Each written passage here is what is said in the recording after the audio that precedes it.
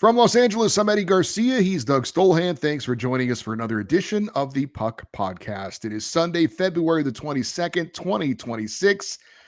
We normally have three periods to give you. Our first period is usually a recap of the news from the past week. There was hardly any, so we're going to basically kind of skip that and go right to the second period where we're going to recap all the games from the past week in the Olympics. We will include the women's gold medal game in there as well. And in the third period, it'll be our fan feedback segment. We'll read listener emails. We'll have our off-ice report, let you know what's going on with us. You can find all of this on Apple Podcasts, Spotify, and wherever you get your podcast. Doug, we are getting into the Olympics here and wrapping things up. I guess I'll ask you, I wanted to ask you a question, but I think I'll wait until after we recap things. So shall we just get right back into where we left off a week ago and how we arrived at where we are now? Well, I just want to clarify that we are coming to you from the home of the Olympic gold medal in both men's and women's hockey for the next 4 years. Champions of the world. Let's start it there. You and I have literally never been able to say that on this show, and we've been doing the show for 20 years. So it's been a long time since we have seen the Olympic gold medal come to the United States for men's hockey, and thrilling matches, a lot of stuff to recap. But yeah, let's just get right to it, and then you can ask me your questions because I have a question for you as well. All right, then let us go back to Tuesday where we had 4 games, and this was the first games of the knockout round. The top 4 seeds, Canada, USA, Finland, Slovakia, had the first round buys. So we had these teams fighting for a chance to play those teams. And it was a day of really no surprises. We had Sweden against Latvia, and Sweden would get the victory in this one, jumping out to a 2-0 lead. Goals from Adrian Kempe of the Kings and Gabriel Landeskog of the Avalanche. In the second period, the two teams would exchange goals. Philip Forsberg of the Predators scores for Sweden to make it 3-0. It was 3-1 in the third. Mika Zibanejad of the Rangers made it 4-1, and then William Nylander of the Maple Leafs 5-1 would be the final. Big game for Lucas Raymond of the Red Wings, who had 3 assists. William Nylander and Gabriel Landeskog each had a goal and an assist, as did Mika Zibanejad, and Jacob Markstrom in net allowed 1 goal on 21 shots. Elvis Merzlikins in net for Latvia allowed 5 goals on 28 shots, the Columbus Blue Jackets goalie. So Sweden would, in fact, advance and take on the USA in the quarterfinals. Yeah, it's a bracket, correct? As I recall, no bracket last week. Well, hear me out. Okay. Because Sweden was going to play the United States no matter what if they advanced, right? Correct. But then they would reseed after that. So there's no bracket. But this part was a bracket of Sweden advances. They play the United States. Yes, we knew who the winners would play. Yes. It wasn't the lowest remaining seed would play Canada and the et cetera. So we had 4 teams waiting for their opponents, Sweden, on to the United States. And as you said, expected. Would have been a huge upset if Latvia had been able to win that game. I think the one game that most people thought would be the closest, if you picked one, would be Czechia versus Denmark. That did turn out to be the case. All the scoring in this game, though, done in the second period and in a span of 5 minutes and 45 seconds. Marty Necas of the Avalanche opened the scoring for Czechia on the power play. Denmark tied it. Then 2 straight goals for Czechia made it 3-1. Denmark would score on the power play to make it 3-2. And that would be the final. Czechia with the 3-2 victory. Marty Necas a goal and an assist. And Lucas Dostal of the Ducks in net, 24 saves, 12 in the third period alone to preserve the victory. Frederik Andersen of the Hurricanes had 28 saves in the loss for Denmark. So Czechia advanced to face Canada in the quarterfinals. They met in their opening game in Italy. That was a 5-0 win for Canada. Yeah, so again, not a huge surprise. Czechia would have been the favorite of the two. But yeah, that was certainly the most competitive game when you see some of the teams that we have coming up, including the host country still to come. Yeah, Switzerland would take on Italy. Good start for Switzerland with 2 goals in the first period. Philip Kurashev of the Sharks, Roman Josi of the Predators on the power play. 2-0 after 1. No goals in the second, and the only goal in the third period came from Switzerland. Nico Hischier of the Devils, a power play goal, 3-0. Switzerland with the win. Hischier had a goal and 2 assists, and 38-year-old netminder Leonardo Giannoni, 20-save shutout. He had allowed just 3 goals on 79 shots in the tournament. His goals against average was .99, and his save percentage was .962. He is a legend in the Swiss League, never played in the NHL, but getting it done for his country as he has done many times in international play. Switzerland would face Finland in the quarterfinals thanks to that win. Yeah, and that's a matchup that, you mentioned the first 2 teams advancing play the United States and Canada, very tough matchups. Playing Finland, no offense to Finland, is not as intimidating, I would think, for the teams advancing. So Switzerland had to think, based on that they had a chance. And then we had Germany against France, 3 goals in the opening period for Germany. Leon Draisaitl of the Oilers had one on the power play. JJ Peterka of the Mammoth had a goal as well. France would pull their goalie after the first period. It didn't matter. Although in the second period, they would get the next goal. Pierre-Edouard Bellemare, the former NHLer, would score the only goal for France and the final goal of his career. He announced his retirement after the game. In the third, Germany would add a power play goal and an empty netter. 5-1, Germany with the win. Leon Draisaitl, who had been relatively quiet, 3 games, he had a goal and 2 assists going in to this one. He had a goal and 2 assists in this game. Tim Stützle, a couple of assists. JJ Peterka, his first goal, and Philip Grubauer of the Seattle Kraken, 30 saves in net in the win. Germany would advance to face Slovakia. And much like Switzerland, I think they have to think they got a chance going into a game against Slovakia. Obviously, Slovakia playing a very good tournament, but still got to have a fighter's chance there when you've got Leon Draisaitl and Philip Grubauer on the ice for you as your 2 key players. And for Pierre-Edouard Bellemare, what a beautiful way to go into retirement, representing your country in the Olympics, scoring a goal, and then saying that's it. That's a rare opportunity to go into retirement on a high note. Let's move on to Wednesday. They would call it the Elite 8 in college basketball. We had 4 games, and it was a great day of hockey. 3 of the 4 games would be decided in overtime. We'll start with Canada versus Czechia. That's the 1 versus 8 matchup. Jordan Binnington, the Blues in net for Canada. Lucas Dostal, the Ducks for Czechia. Opening period, Macklin Celebrini would score just 3 minutes and 5 seconds into the game. His 5th goal of the Olympics to make it 1-0 Canada. But Czechia would come back with the next 2 goals, one of them from David Pasternak of the Bruins on the power play, and they led 2-1 after the first period. Second period, though, Canada would get the next goal on a Nathan McKinnon power play to be to pull it even at 2-2. Also, big news in that second period, Captain Sidney Crosby gets hit by Radko Gudas. Lower body injury left, would not return the rest of the game. Third period, Czechia, after a great block shot from Tomáš Hertl of the Golden Knights, leads to an odd man rush. A drop pass from Artie Natchez and Andre Palat would score to make it 3-2.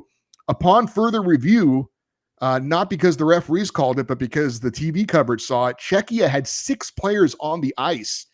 And that 6th player never left the ice. They had a 6-player celebration for the goal, and it was just completely missed.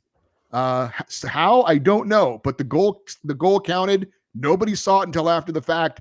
Czechia leads Canada in the third period, 3-2, but Canada would respond. Nick Suzuki making the play, a great forecheck to get possession, and then he would score on a deflection of a Devon Toews shot.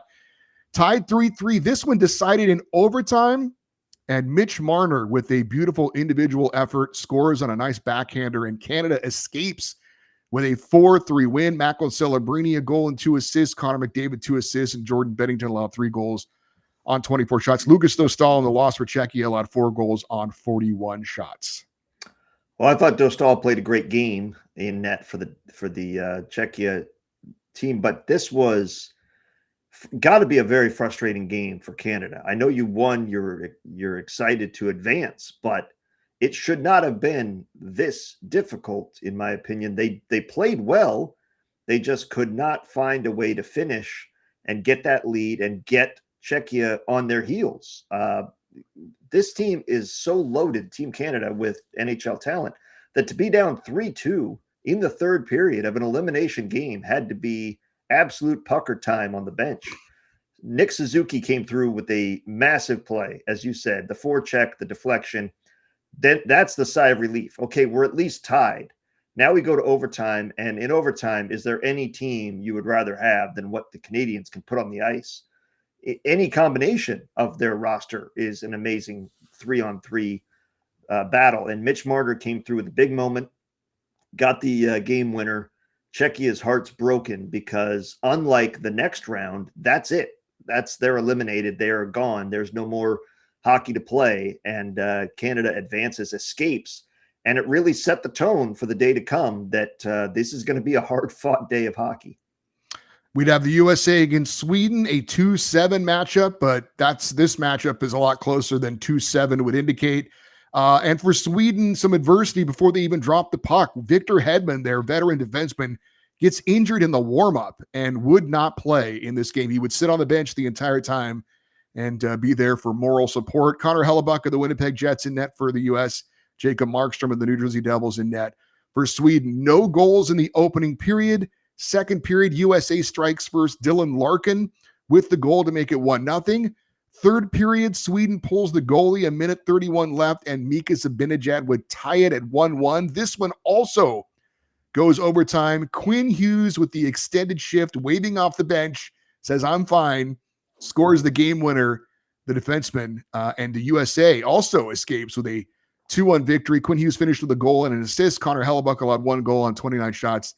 Jacob Markstrom in the loss allowed 2 goals on 40 shots, but the USA and Canada both advancing with very close overtime wins. Yeah, I mean, when you get to overtime, obviously, and late in a game, any one shift can eliminate you. So it's very nervous time. Quinn Hughes, when he waves off the bench, you better finish. If God forbid the goal scored by Sweden as you waved off the bench, you'd never live that down. So he redeemed himself. He came through with it. Big moment for him.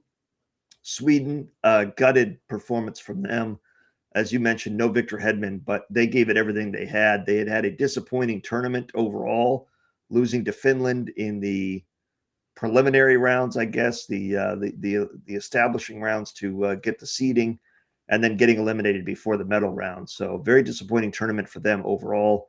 But for the U.S., just I think a continuation other than, when they play top competition in this tournament so far, it seems like the U.S. has trouble sustaining dominance. They have spurts of dominance, shifts of dominance, but that sustained pressure, like we've seen from Canada, where they've got a team on their heels for long stretches of time, hasn't been there. But this game seemed like it was pretty much, I never really thought, even though it was very close, I never feared the United States was going to lose until we got into overtime, because then, like I said, any shot can potentially end the game. Finland versus Switzerland was the 4-5 matchup. UC Saros of the Predators in net for Finland. The aforementioned Leonardo Giannoni in net for Switzerland. Good start for the Swiss squad as they had a 2-0 lead after the first period. It included a goal from Nino Niederreiter of Winnipeg.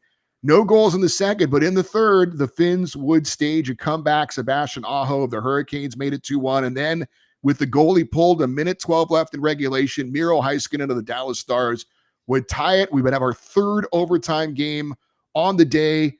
And in overtime, it was Artturi Lehkonen of the Colorado Avalanche on a break-in alone. Had to be a miscommunication defensively. When it's 3-on-3, that's going to be trouble. And he would finish bar down and in 3-2 Finland with the win to get the victory in advance. Esa Lindell of the Dallas Stars had a couple of assists, and UC Saros in net had 2 goals allowed on 23 shots. Leonardo Giannoni allowed 3 goals on 31 shots in the loss.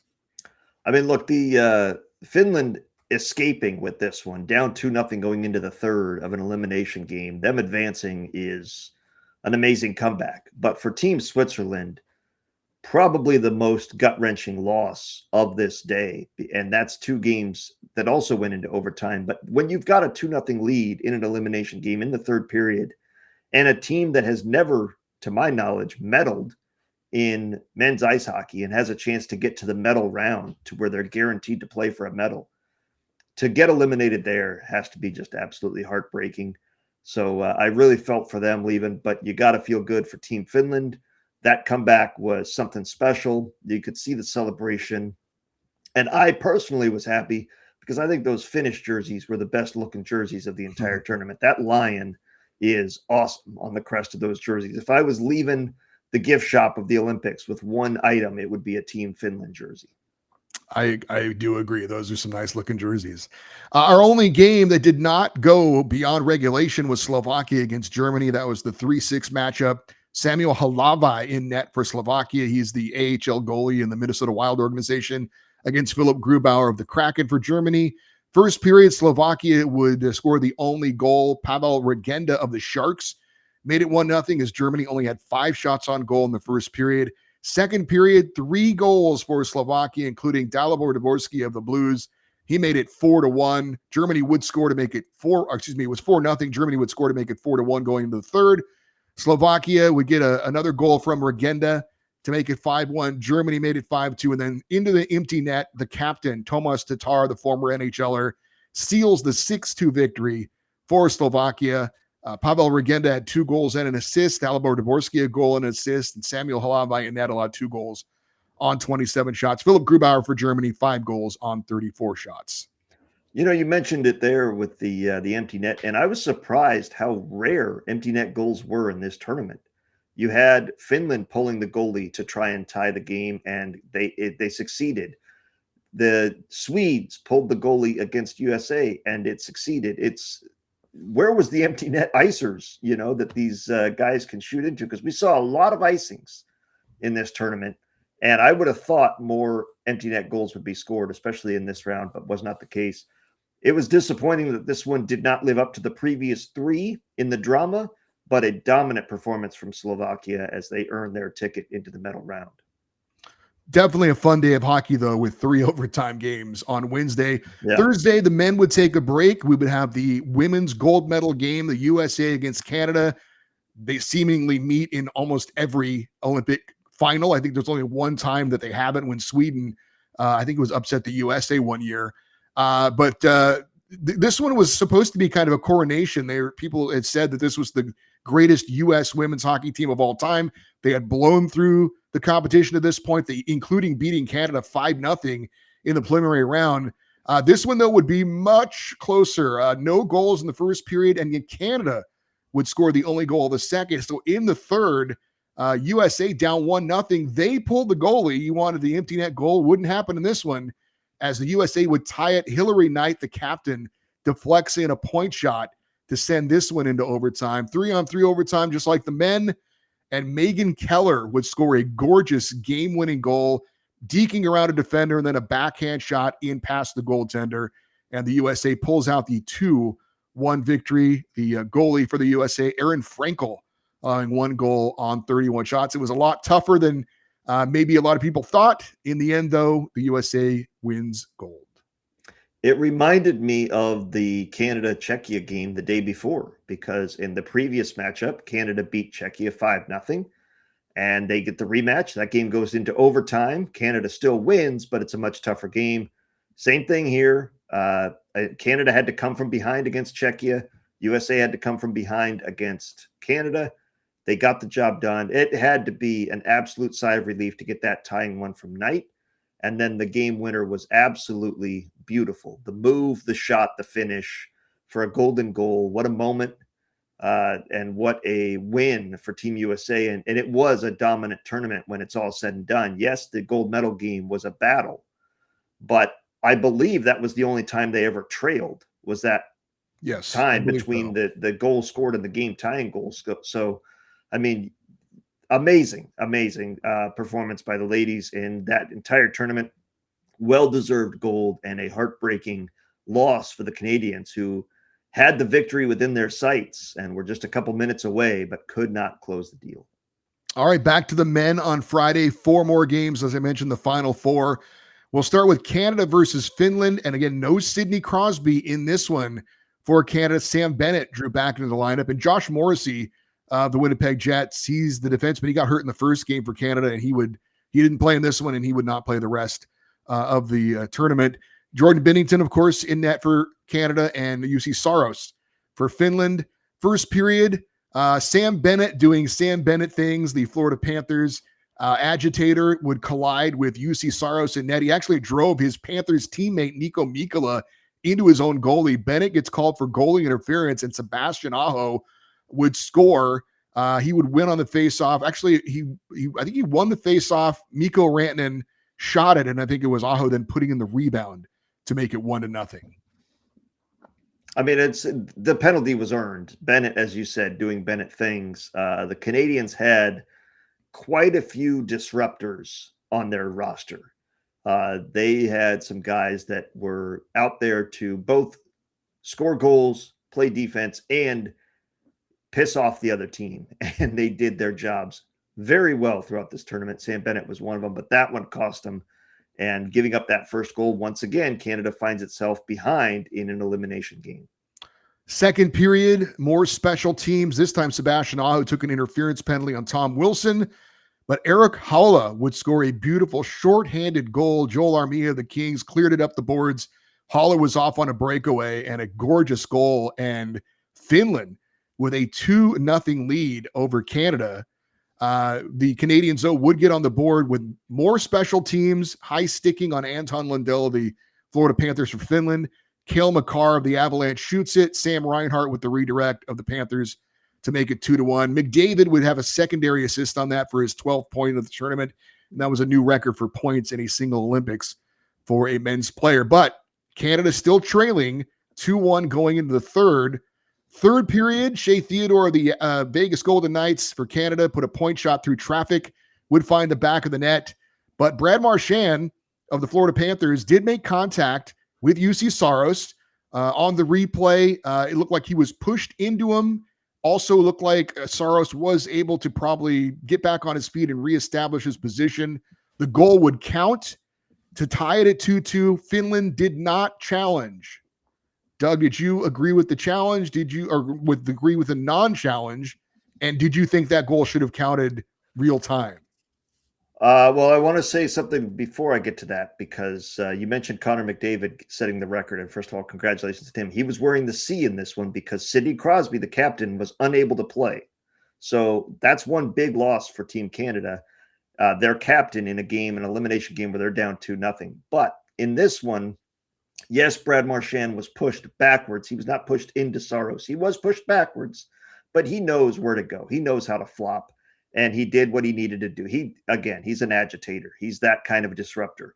And I personally thought it was goalie interference, but I get why you wouldn't challenge, because if you lose and you get shorthanded, that power play is too good. You cannot take the risk of putting that power play back on the ice. One, the goal counts, and two, they're right back on the power play. You can't take that risk if you're Finland. And Finland was getting dominated at that point, that once they got the 2-0 lead, they barely got a shot on goal the rest of the game. Canada was all out, blitz pressure, nonstop, and it just felt inevitable if they had challenged that and lost. And it wasn't a guarantee they were going to win. I personally would have challenged it if it was an NHL game, but it's not. It's the elimination of the Olympics. So I get why they didn't, but I didn't think the contact was enough to drive him back into Saros. It was enough to push him back. There was definitely contact that pushed him back, but he knew which way to fall to make sure he got the most out of his pressure.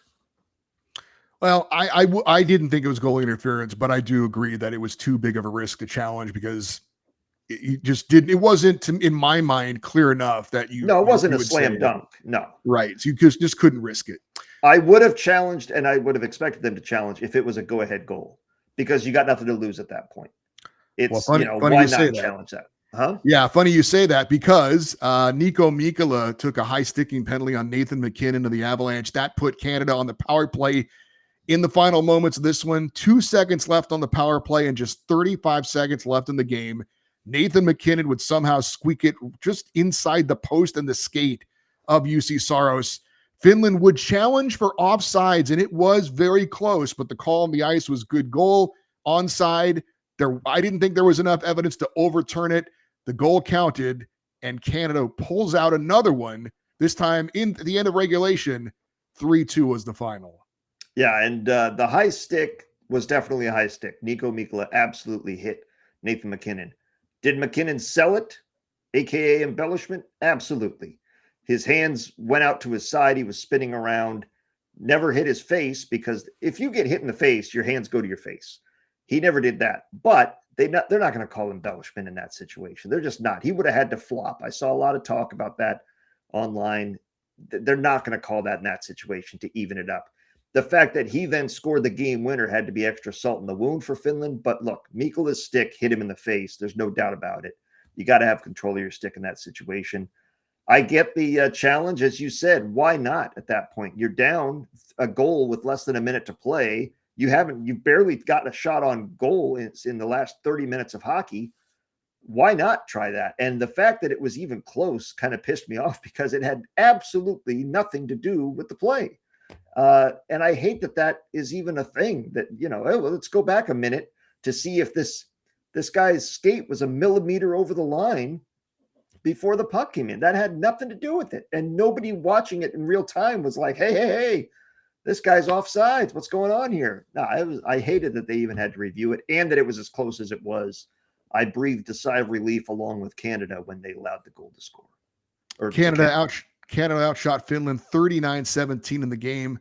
Jordan Binnington had 15 saves in the win. UC Saros, a tough loss, 36 saves for him. Canada did have a pair of power play goals. We did see the Heart line, as I call them, come up big with McDavid, McKinnon, and Celebrini all combining on the game-winning goal. McDavid finished with 2 assists.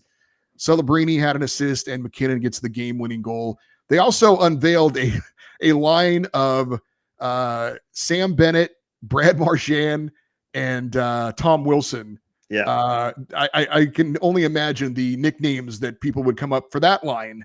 But that was certainly an interesting line that we saw in that game. What a trio that is. 100%. But you know what? That's a great line to put on the ice at any moment because, like I said, all three are very good at what they do.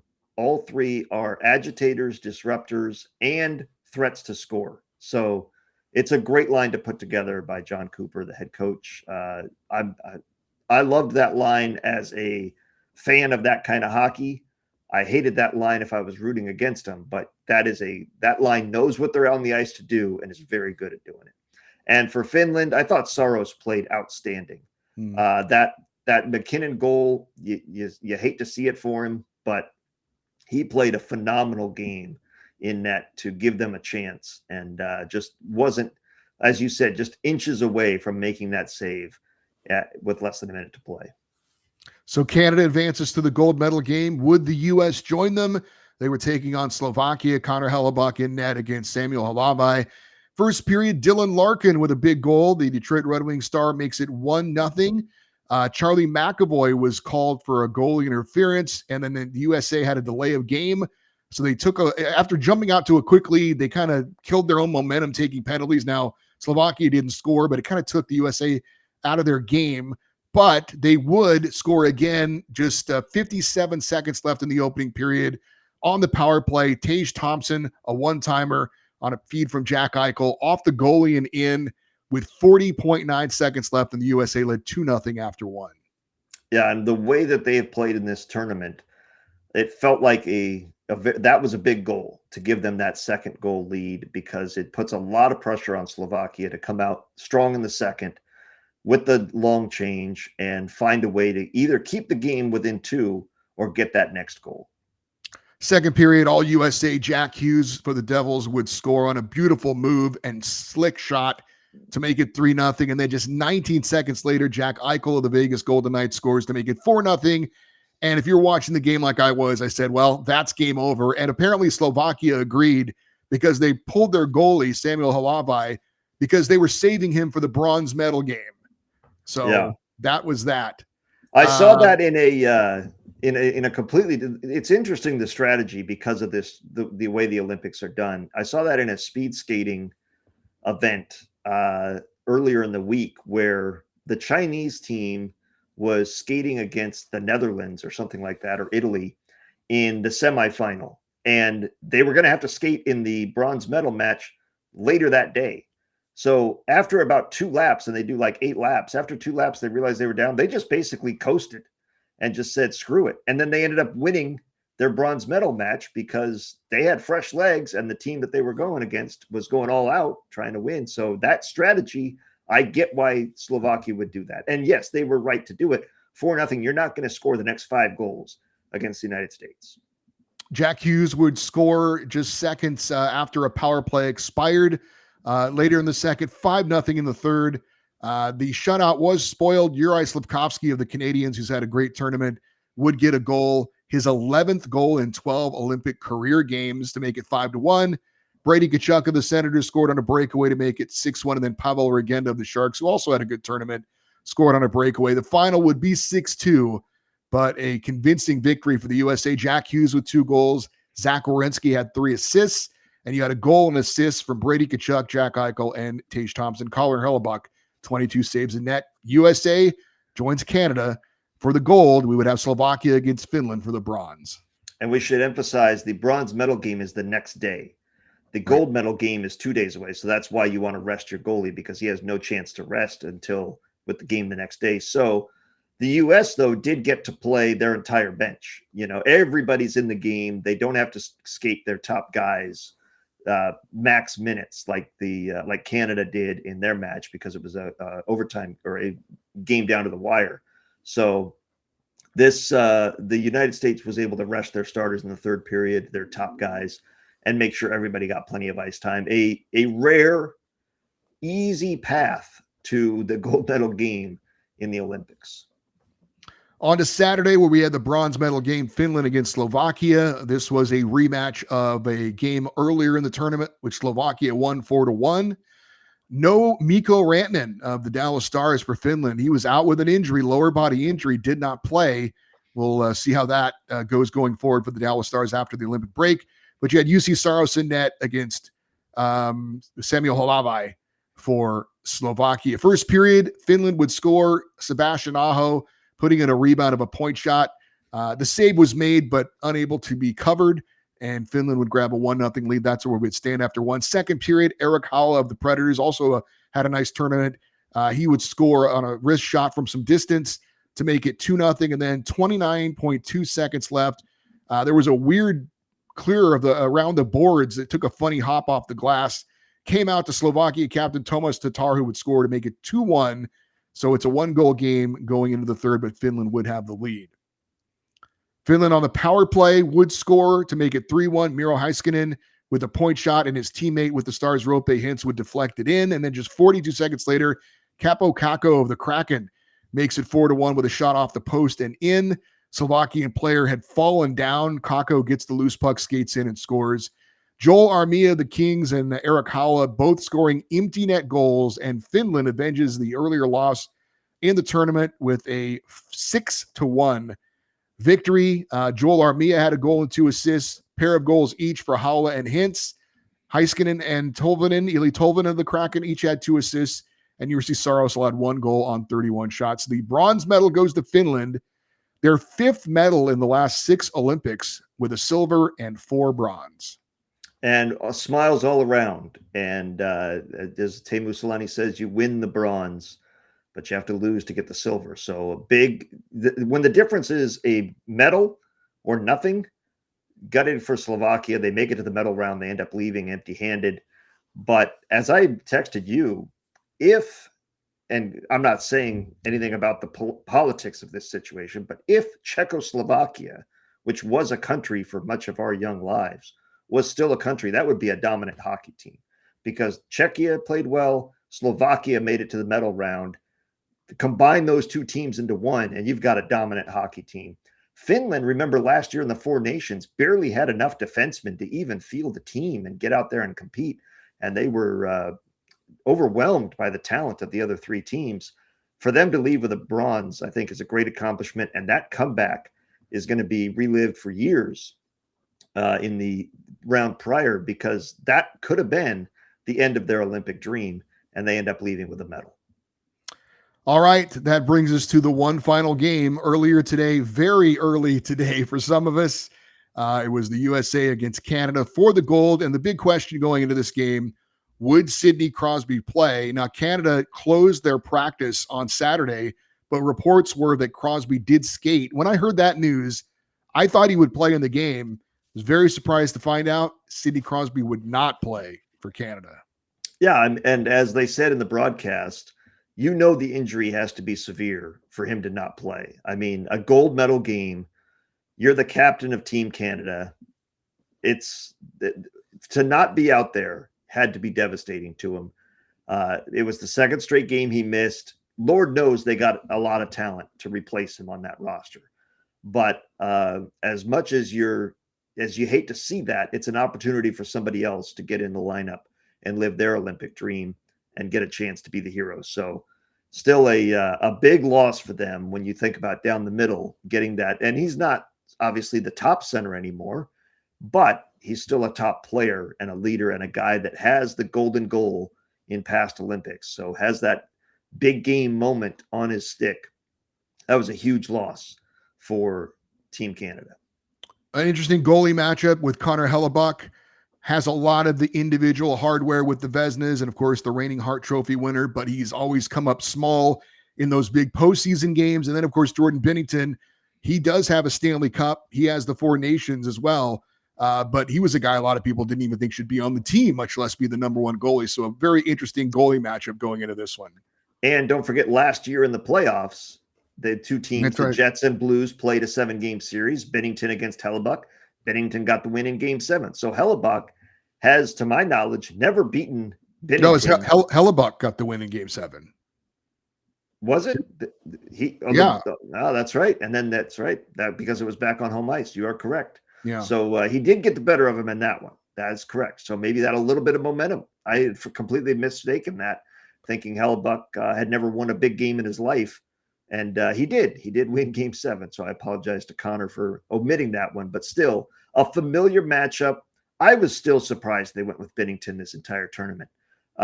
With Logan Thompson and Darcy Kemper as the other options, I mean, to me, those two are better than Jordan Binnington. They're riding on Jordan Binnington's past, not his present, in my opinion. And but you can't argue with the success. He's got him back in the gold medal game, and he's been playing well in this tournament. First period, nice start for the U.S. They came out absolutely flying, and they would get the first goal of the game on a gorgeous play from Matt Boldy of the Minnesota Wild. Gets the puck and kind of flips it to himself. He flipped it in the air and then chased it down, went right between Cale Makar and Jonathan Toews, and scores on a gorgeous backhander to make it 1-0. Devon Toews. Yeah. If Jonathan Toews was out there, we would have been much more successful. But no, it was not only a double, or flipping it to himself, a double flip. Flips it in the air and then backhands it even further, wins the foot race, beats Toews to the puck in the offensive zone, and then beats Binnington with a beautiful move. Great play by Matt Boldy, who had a very nice tournament and a huge reaction. You know, everybody, you could see the emotion on both rosters as they took the ice. They were the nervous energy. To be able to release that with the celebration of a goal had to feel great. Second period, we would have no scoring, but Canada was definitely the better team. 19-8 were the shots on goal, and Canada had a 2-man advantage for over a minute and a half. Jake Gensel was called for a hold. Charlie McAvoy then was called for a holding penalty as well. And with that talent, a 2-man advantage, I know I thought it was a foregone conclusion. I thought for sure Canada was going to score. They did not. Connor Hellebuck stood tall, and I thought Canada, their shot selection was a little bit interesting, and credit obviously to the USA penalty kill, which did not allow a power play goal in the entire Olympics. I think it was 18 for 18 on the PK. So certainly a great opportunity for Canada. We're not able to cash in. Yeah, and I got to give a lot of credit to Brock Faber. I thought he played brilliantly on defense in that penalty kill. He had some big plays to clear the puck, to recover the puck and get it out of harm's way. I thought he did a great job defensively. You did say no scoring. There was scoring in the second period, but it just wasn't on that power play. Well, what was the goal? I missed. Cale Makar's game-tying goal. That's right. Thank you, Cale Makar. That was in the second period because we went into the third tied 1-1. Thank you for that assist. Scored with about 3 minutes left. Cale Makar on a beautiful play to set him up on the right side. He was skating down. And Canada had completely dominated the second period, helped primarily by the momentum of that 2-man advantage. The USA was able to kill off both penalties. They escaped with that, but the momentum was all on Canada's side for the rest of that period, and it seemed inevitable that they would score, and they did, with Cale Makar going far side just above the pad to beat Connor Hellebuck, who seemed unbeatable up until that point, and made it a tie game 1-1 into the third. Well, it wouldn't affect him in the third because he had some amazing saves and needed to make some amazing saves, including a stick save on Devon Taves that was the save of the Olympics. Just battling to the very end to get his stick on it. Just got a piece of it. It was going to the net. That was the save of the game, save of the tournament for Connor Hellebuck. But look, Canada had their chances. Nathan McKinnon would miss a wide open net. I still don't know how he missed it. I guess he just rushed it a little bit. There was another one where it was a mad. He hit the net short side. Yeah, there was one. There was a mad literally scramble. Just rushes it. Yeah, there was a mad scramble in front of the net. I think Charlie McAvoy actually may have saved that one behind Connor Hellebuck.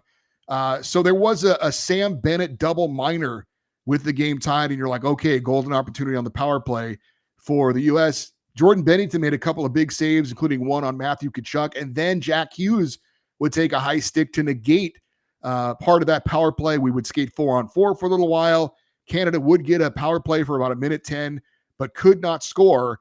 And now we're going to sudden death overtime, tied 1-1, and 3-on-3 to decide who wins the gold. And not only the chances you mentioned, that the stick save by Hellebuck, Taves was down low, first of all, right in front of the goal mouth. And Connor Hellebuck throws his stick back there to try and make a save. It's the shaft of the stick, goes wide. An amazing save. Then the scramble where Charlie McAvoy is behind Connor Hellebuck and stops the puck. And it was such a long delay that the game was going so far back and forth. It was a long time before we could see a replay of how that puck stayed out. And the Nathan McKinnon, he had a shot, beautiful pass to set him up. He just rushes it and hits the side of the net rather than the net, which is uncharacteristic for him, obviously. So, and in addition to all of those, Connor McDavid had a breakaway. Macklin Celebrini had a breakaway. Connor Hellebuck made the save on both of those guys, and they've been as deadly as anybody in this game. So Canada absolutely had multiple opportunities, and Connor Hellebuck was playing outstanding in net to keep the United States in it. It should have been probably 4 or 5-1 in favor of Canada, but instead it's tied 1-1 going into overtime. And I'm not a fan of the 3-on-3 overtime in a game of this magnitude, but boy, does it make it exciting, because you know that it's not going to last long. This is not going to be something where we're here all night. There's too much skill on the ice that these guys are going to bury one pretty quickly. And it would be decided relatively quickly. Zach Werenski in his own zone made kind of a soft pass to Jack Hughes, and Cale Makar tried to intercept it. He didn't get it. And when you take a risk or if you fall down or anything like that happens where you get yourself out of position, when it's 3-on-3, that's going to lead to a good scoring chance. The Hughes poked the puck ahead, and then it was kind of a battle who was going to get to it, Zach Werenski or Nathan McKinnon. And Werenski won the puck battle from McKinnon, feeds it over to Jack Hughes, and he scores the game-winning goal, 5-hole on Jordan Binnington to set off the celebration as the USA gets the 2-1 victory. They were outshot 42-28 in the game, but Connor Hellebuck made 41 saves, including 14 in the third period. And the United States pulls off the win and captures its third gold medal in Olympic history. And 46 years to the day of the Miracle on Ice, the United States wins the gold. Yeah, it was the game-winning goal. It kind of felt like it came out of nowhere in the sense that, yes, there was a rush on ice, but there were some good opportunities before that did not end up going in. But that one, it wasn't. Werenski won the battle. He fed it back. I was trying to look up. God knows where you can find box scores of the Olympics. But somebody else got the puck. He fed it back to them, and they passed it over to Jack Hughes, who was wide open. He beats him far side. And Jack Hughes lost teeth. I mean, the high stick he got from Bennett broke his teeth right in half. He had a completely different set of teeth when he left the ice than he did when he entered the rink. And his high stick against Bennett, or against I don't even know who he hit the high stick against. But those were two high sticks. And when I say that McKinnon was kind of selling it against Finland, both guys, hands to the face, down on the ice immediately. The contact was legit. It was almost a baseball swing that hit Jack Hughes in the face. I was surprised he was able to return to the game so quickly. I don't think he missed a shift. And for him to score the game-winning, the golden goal, to set off the celebration, I was very happy that there was no review of offsides or any of that nature. It was just the game's over, celebrations going crazy. And the United States, I thought, escaped with one because I thought Canada outplayed them pretty severely throughout the game, especially once that two-man advantage happened in the second period. From then to the end of regulation, Canada dominated the game. United States could barely get sustained offensive pressure, but Connor Hellebuck was sensational in net, and he has put the big game demons to rest forever because he's got the gold medal. He was, I thought, the best player in the gold medal game, and a sensational moment for him, the United States. Just the third gold medal in men's ice hockey all time for the United States. And how about Brock Nelson's family being a part of all three of those? His grandfather was on the 1960 team in Lake Placid. His uncle was on the 1980 team in Lake Placid, and the 1960 was Lake Tahoe. And then he's on this team in Milan. So what a family to have three gold medals, a part of all three, but just an amazing moment. And the celebration was on. Johnny Gaudreau's family was there. They had his jersey out on the ice. That was nice to see. But the relief and the disappointment for Team Canada, who I thought outplayed them and will relive those moments over and over again in their minds of just the inches away that they came of what could I have done differently. And you could see Macklin Celebrini taking it particularly hard. His breakaway would have won the game in the third period, or certainly put a lot of pressure on the United States. But Connor Hellebuck, enormous in net, and fantastic finale to the Olympics tournament. You mentioned family, and you mentioned Brock Nelson. You also, of course, had the Tkachuk brothers and the Hughes brothers, and you even had Charlie McAvoy and his father-in-law coaching the team, Mike Sullivan. So there was a lot of family certainly going on. And then I don't know if you stuck around to see it, but late after the celebration, I think it was after they played the anthems and everything, the couple of players, I think it was Werenski and maybe it was Tkachuk, went into the stands and got Johnny Gaudreau's children and brought him onto the ice to take a picture with the team. That was pretty amazing as well. But I mean, look, for the USA, what an amazing Olympics for the men and the women to both win gold. You talk about USA Hockey, the programs, where they've come in the time we've done this show has been amazing. And, you know, this can only be a gigantic positive for USA Hockey as they hope to continue, obviously, growing the game, getting interest in the United States. And, you know, these are amazing moments that a lot of younger hockey players certainly saw and can only, you know, energize them to want to be hockey players down the road and maybe win a gold medal for their own one day. 100%. Eddie Olczyk talked about it a lot during the broadcast. He's a former U.S. Olympic hockey player in 1984, and he said that 1980 team inspired him. He was out on the ice the next day trying to reenact the moves that he saw on the ice the day before, and he got to play for Team USA. He said these guys are going to be inspiring players around the world again, and certainly here in the United States. And at that point, you got to wonder, you know, on the flight home, maybe you think, because all these guys saw Miracle many times, the movie about the 1980 team. And maybe they're wondering who's going to play me in the movie one day when they make a movie about this team, because it is an amazing accomplishment from this team. I don't want to say it was out of nowhere. Obviously, they were one of the favorites going in. They're an absolute star-studded team, but Canada was so dominant on paper, and we just did not see the finish from Team Canada that we expected. They set up a lot of plays, just could not get that goal, and they were behind in each of the previous two games in the third period. It's amazing that they got as far as they did. They got the silver. And again, you hate to see that silver medal ceremony, man. Not one smile from any guy. What's to be happy about? We were inches away from winning a gold, and instead, all smiles on Team USA, of course, including a very jack-o'-lantern-like grin on Jack Hughes as he got his Olympic gold medal. The hockey smile, no doubt. It honestly, when they showed, him talking, it gave me the shivers to see his like teeth hanging off. I mean, my God, I can't even imagine how that. I'm sure he was feeling no pain in the moment, but man, I know hockey players are tough and they're probably used to that kind of thing, I guess. But it was just like, my God, his teeth are just smashed.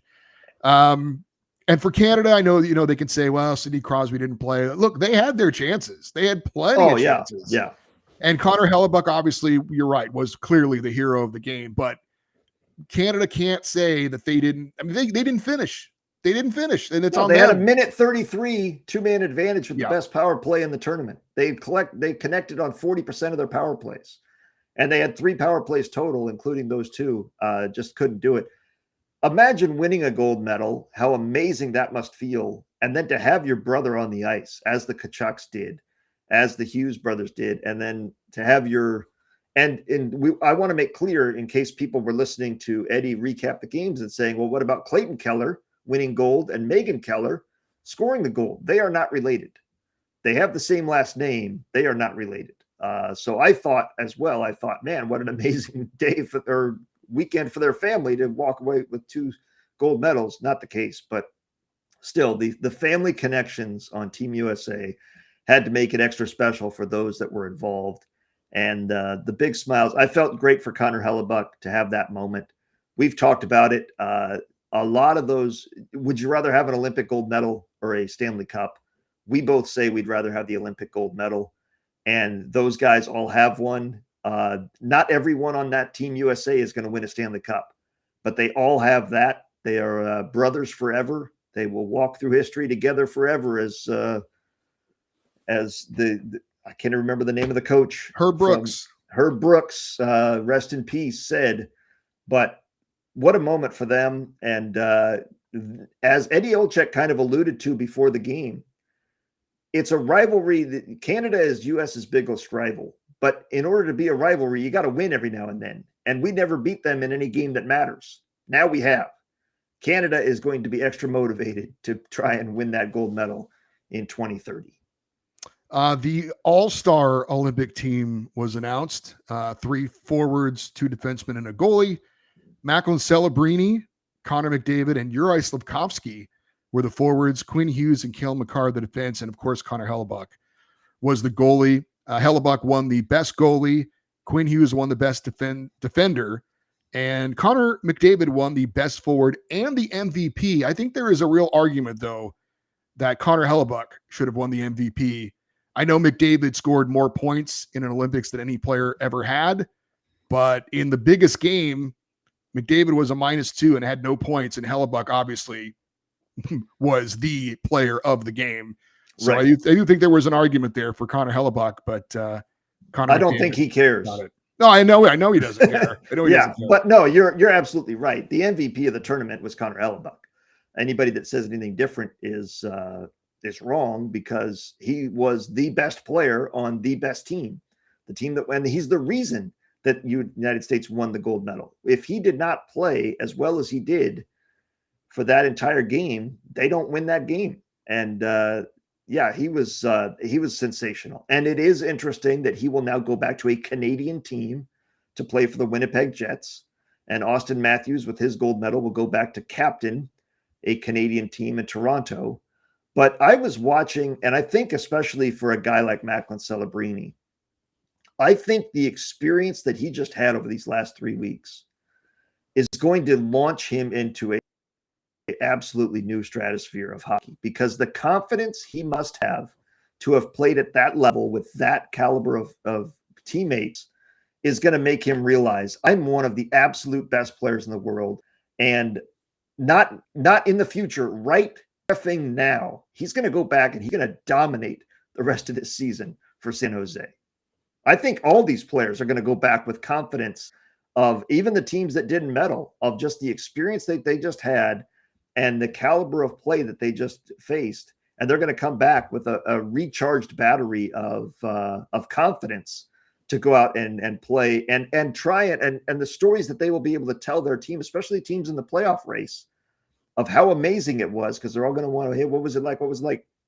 We got to get to the playoffs so that you can play in games like that. Let's get this thing going in these last 27 games or whatever it is, so that we can all play in big games like that.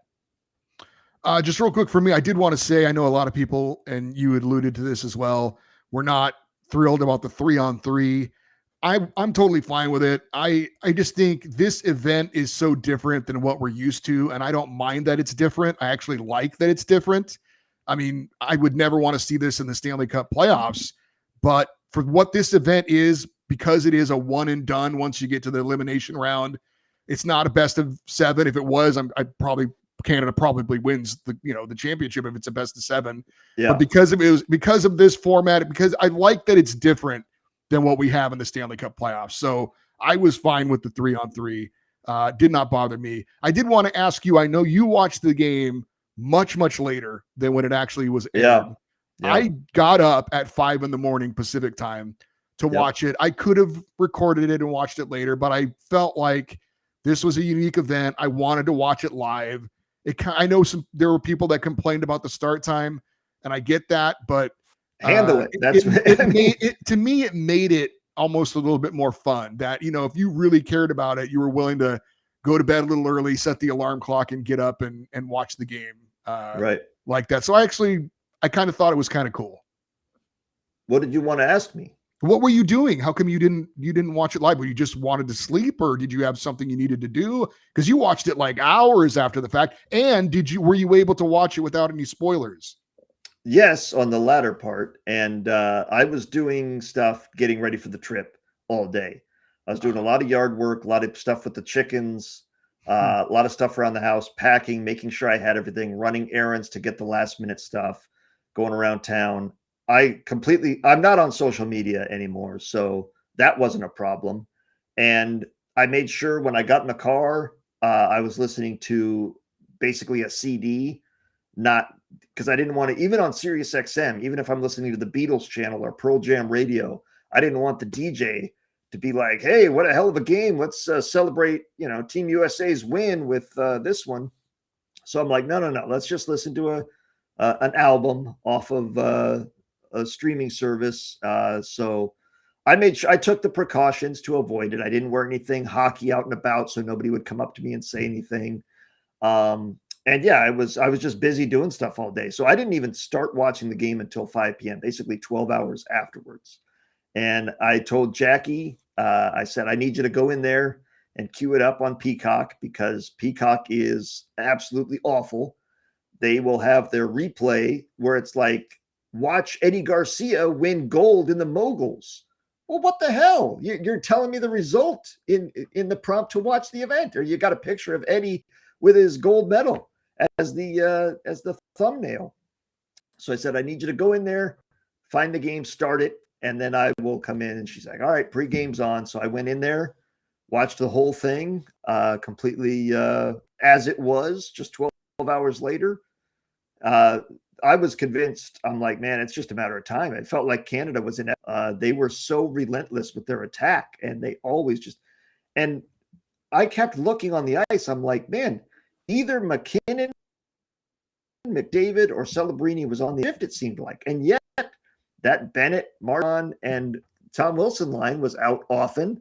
And every now and then I'd see Mark Stone on the ice. So Mitch Marner. So it's like, okay, they're playing the whole team, but that one line was out a lot.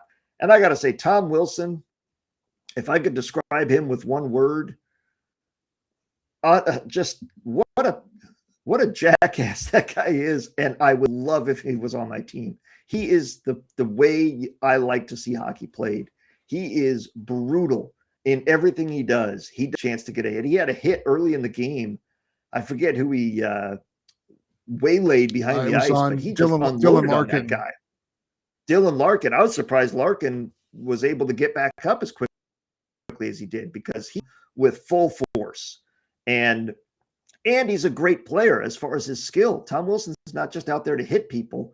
He was not against the rules. He wasn't flying around there breaking the rules. I didn't think he, Marchand, or Bennett were doing anything dirty. They were just playing physical hockey, and if they had a chance to make a hit, they took it. So I loved seeing those guys play. I hated them when they were playing against the United States, but I love watching that line play. That is my kind of hockey, and I would love to see a line like that on the Ducks or my team, because that's just the guys you love to see get under the team's skin. But an amazing tournament. My question for you is, I'm guessing you went and took a nap after the game. I did indeed. Yeah, I was going to say, there's no way you stayed. And how long after the adrenaline of winning the goal, how long after the game were you able to finally get back to sleep? Well, my wife Karen got up with me to watch it. She said, "This is going to be something I need to watch." She's a hockey fan, but more of a Kings fan than of the sport. But she's like, she was watching the Olympics with me, so when it got to the gold medal game, she's like, "I want to get up and watch it too." So she went to bed right after the game, and I wanted to let her sleep for a while, and I had some other things to do, so I did. I didn't quite go to bed until several hours later, but I absolutely did take a nap. Absolutely. Yep. Now that the turn is over, what injuries do we think are serious coming out of this? Do we think injury is serious? Do we think the Rantanen injury is serious? Hedman's injury, obviously we know about Fiala. That's unfortunate. But do we think any other serious injuries resulted from this tournament? I think Josh Morrissey is probably seriously injured, the defenseman for the Winnipeg Jets, because he got hurt in that first game and never came back. For Crosby to miss the gold medal game, I got to believe he's going to miss some regular season games. I don't know about Rantanen. Hopefully he's okay. Or Hedman. Hedman's been dealing with it all year, so it might be it for them. Go ahead and let's shut him down until the playoffs at this point. But I think the Morrissey and the Crosby one are serious injuries. Well, I think it was a perfect tournament for the NHL as far as the exposure that they got. They got USA Canada in the gold medal game.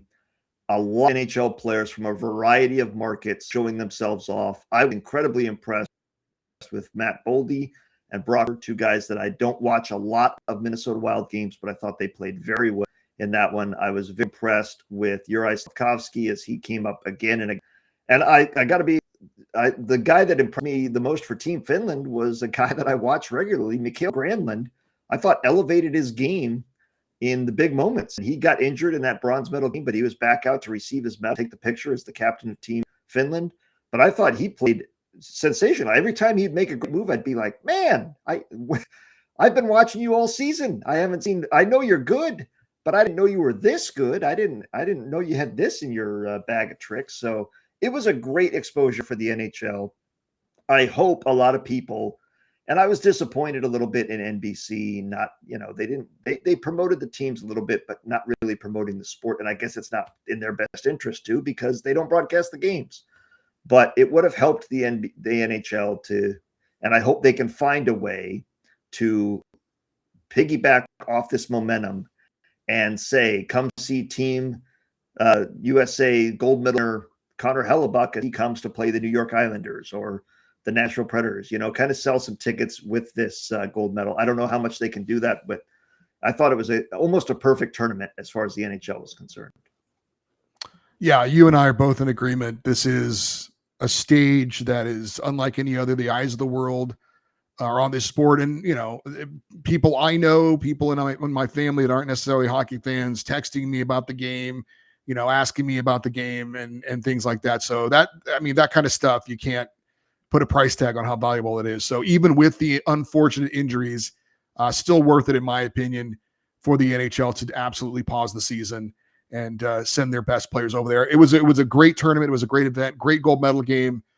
So all in all, just a really, really wonderful experience, and looking forward to it again in 4 years in the French Alps, where the next Winter Olympics will be. If I could All right. give one bit of advice to France, it would be start building that arena now.